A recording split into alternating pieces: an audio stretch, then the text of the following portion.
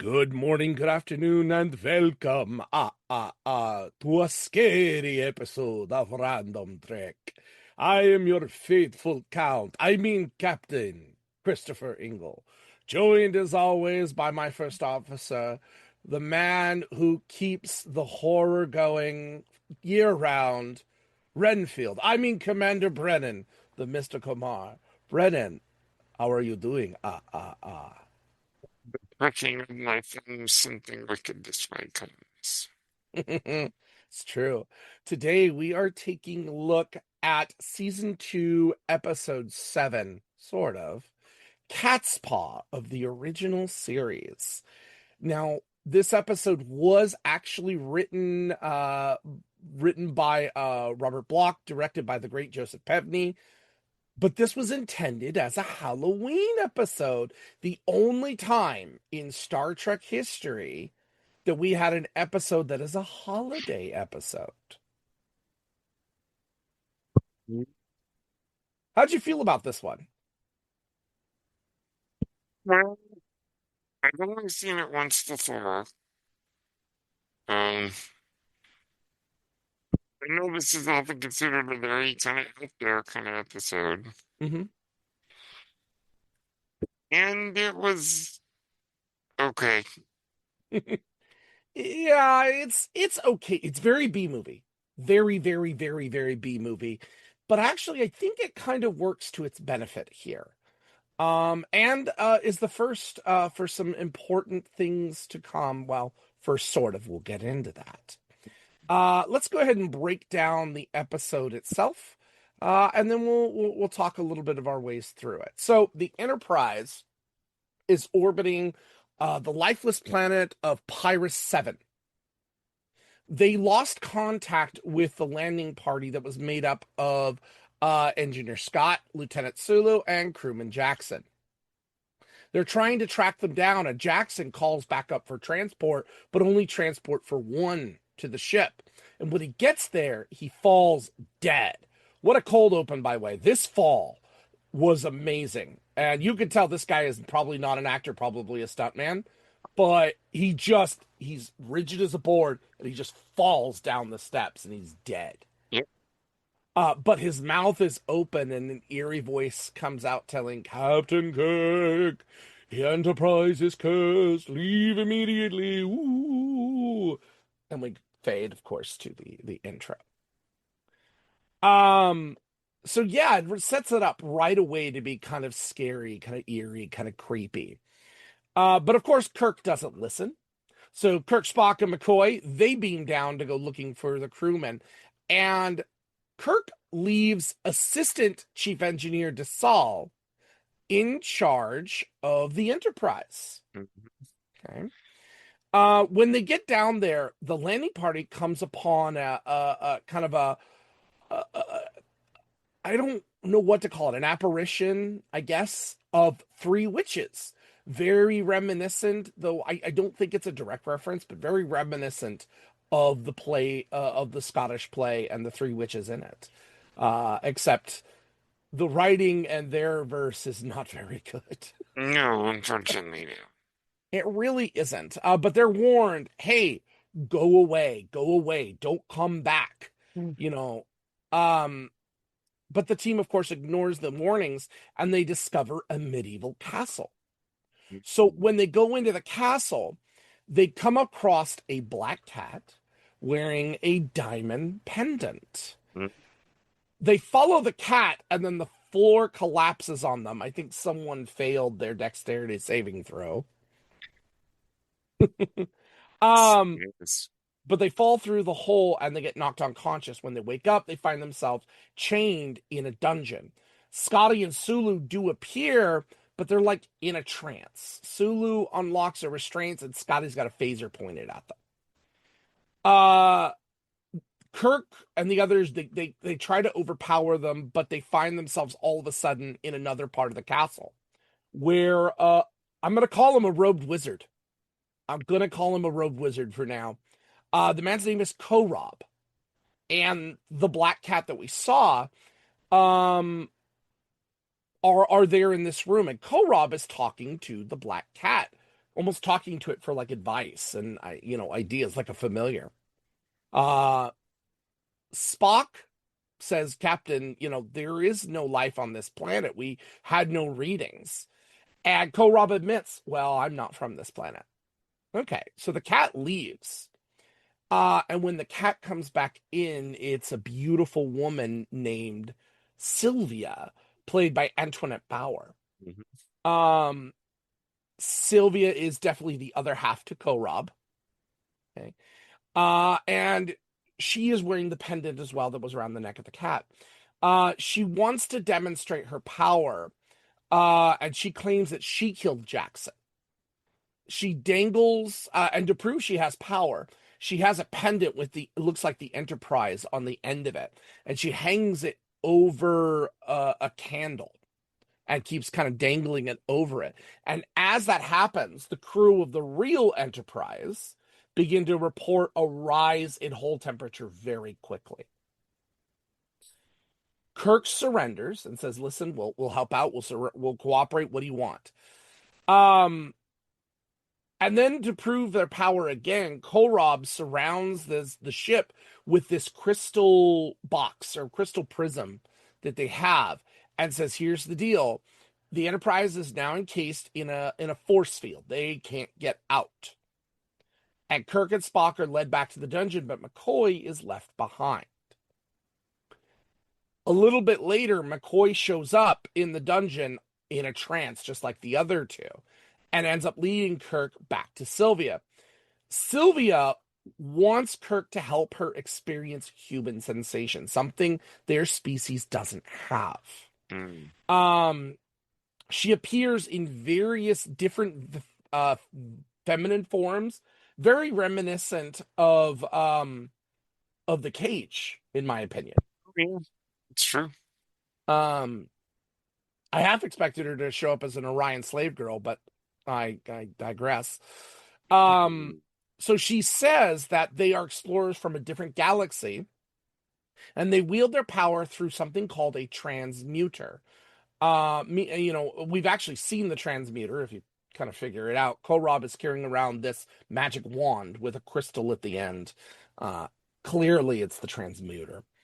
But it gives them control over all matter. Sylvia, though, Kirk kind of acquiesces to her. He kisses her and seduces her, Hmm. but Sylvia quickly realizes that he's using her, He, sends do- him back he, to the dungeon. he does the usual Captain Kirk thing. He does. That's Kirk for you. Um, but Rob ends up going back to the dungeon to free Kirk, and Spock says, "Look, I've released your ship. They were going to get out anyway." And urges them, "Leave immediately. Leave. I can't control Sylvia anymore."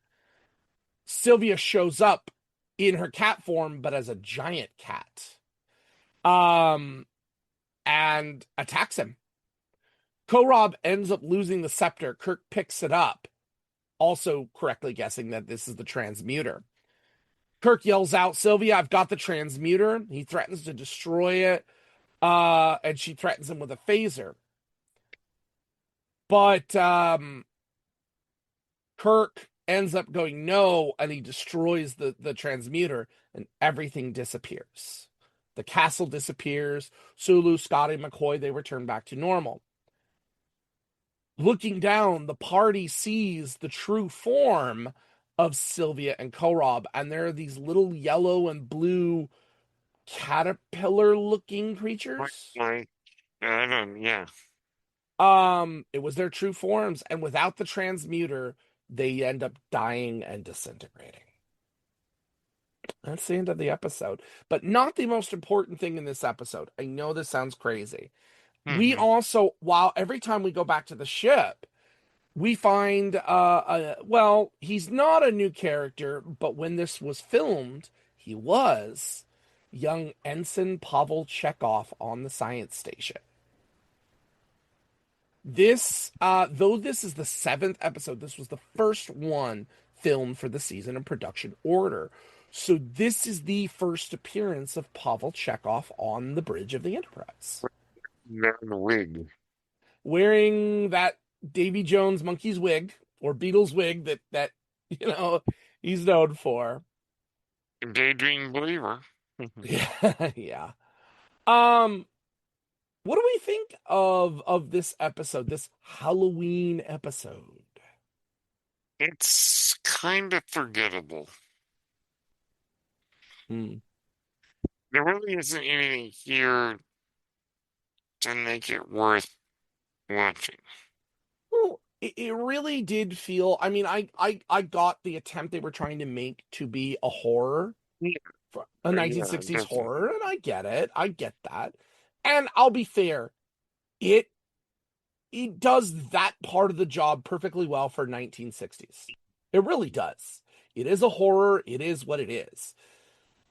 But I think the problem we have is looking at it now, we can see that a lot of the special effects, a lot of the music, a lot of the things that they're doing with it are so predictable and kind of like uh, obvious. I mean, the transmuter. You kind of knew what the transmuter was the moment Korob showed up on the screen. Yeah, There wasn't a lot of originality to this episode, and it's kind of sad. That's why it kind of felt like a B movie to me. In fact, the times you saw the cat in its large form and it's skulking the halls of the castle, it feels like a B movie all the way around. yeah, Um, it's true. but I gotta say, the best character in here was probably Chekhov, the actual introduction of Chekhov. And Chekhov not not on weapons and navigation as would have normally happened. Where we saw him a lot more. It's true. Um Actually, something that is interesting to me that I learned thanks in part to something that our good friends Scott Mantz and Steve Morris discovered Yes. is that Star Trek in the series, if you look at the star dates, they're not consistent. If you put the star dates in order that they're shown, um, what we see is that Chekhov would have actually been on the Enterprise during the first season. We just never saw him, which answers an interesting question that we as fans have had for many, many years. In Star Trek II: The Wrath of Khan, when he sees Chekhov, says, "I never forget a face." A lot of people argue Chekhov wasn't in that episode. He didn't even come till the next season. Mhm. Put them in order, this would have happened. Chekhov would have been there. He would have been there during Space Seed based on the stardate listed here. So I thought that was pretty interesting. But more than that, Walter Koenig actually, if this is his first filmed appearance on Star Trek, he does a pretty darn good job as the makeshift science officer. What'd you think? Yeah, I think so. I think he does. He really does. And his acting's a lot better than we give him credit for. A lot of times there's a lot of jokes to check off. Did you know that this was invented by little old lady in Russia? That I know that's a thing for him. Yeah. He's a little hot-headed and things like that. This shows him as a very capable officer. And he's Hmm. young. How old is he? 19? The A character, I kid. think Yeah, he's a kid. he's a kid. Yeah, he's like 19, I think, something like that. Um. Anyway, I digress. I Mhm. I liked the elements when we were seeing him brought in, and the drama that he brings. Everything else on the surface is just B movie schlock. It is what it is. I don't think it's terrible, but definitely by today's standards, it's not very good. Indeed. Yeah. And it's too bad too because I do really like both of our both the guest stars on the episode. Um, Antoinette Bauer really comes off as a seductive kind of character, and I really enjoy where she's going here. This is a person who just wants experiences, and we have seen other characters in science fiction that are all about that. They're not about money, they're not about things, it's about experiencing things, Yeah, it's true. you know. But I do think these ideas would go on to be stolen down the line.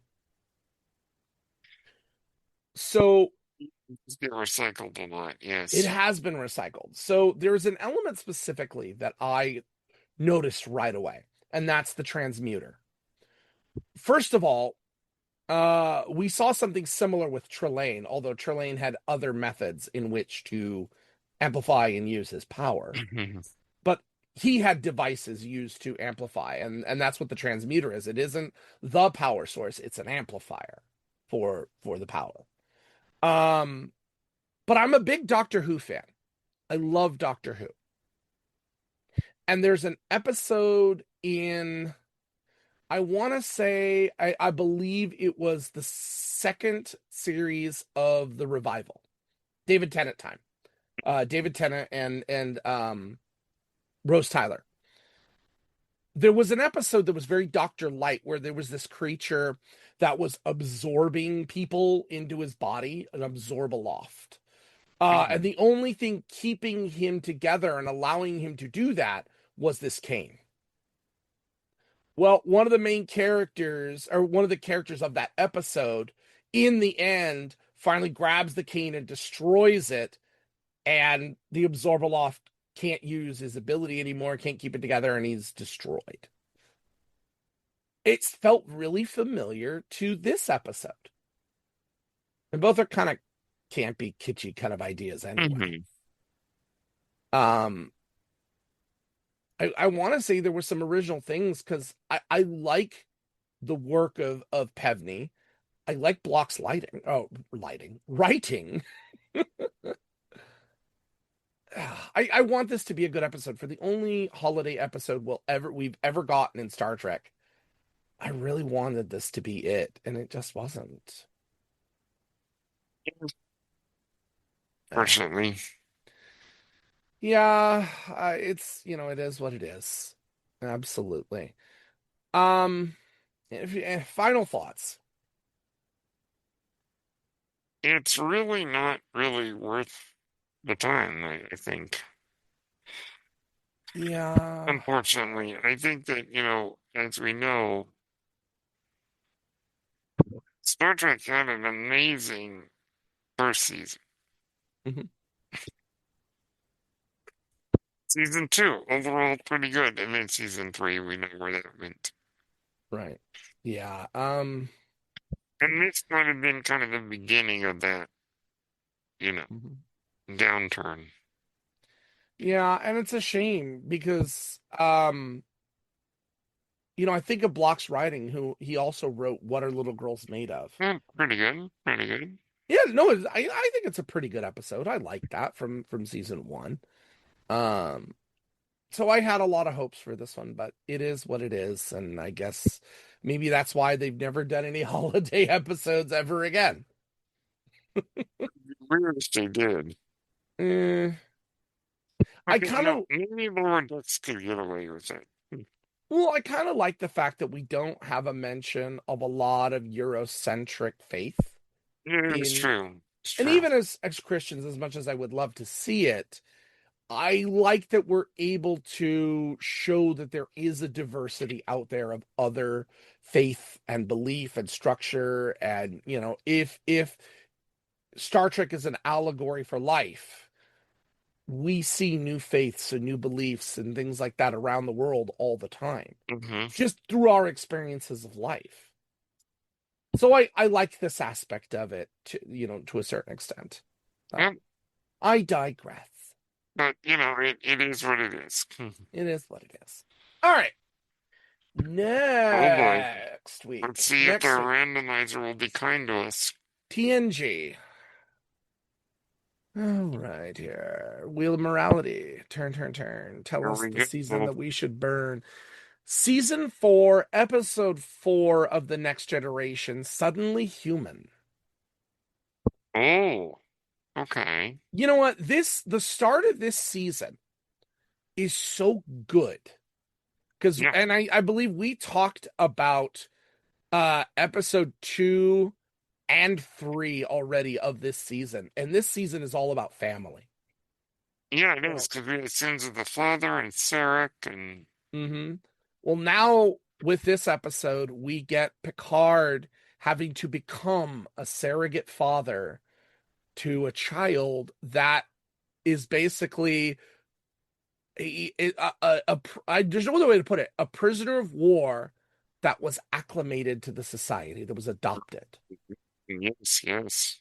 This is an interesting concept, and I don't know if there's any actual historical precedent that they base this on, There but might be. I'm sure there are stories of children who were adopted out of war-torn countries or left behind, as the Or case is, adopted by the enemy or adopted by the enemy. and raised Yeah. a certain way, yeah.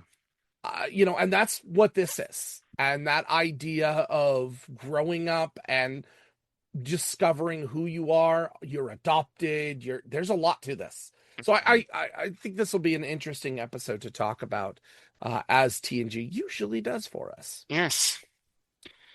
All right, Brennan, where can the people find you? You can find me on Blue Sky at brennmar.bluesky.social, Mhm. Apple Podcasts, Spotify, and YouTube at Page Turners They Were Not. You can catch me on Twitch and Twitter at Ingle1984. And as always, we end every episode, kapla, and live long and prosper. Peace and long life.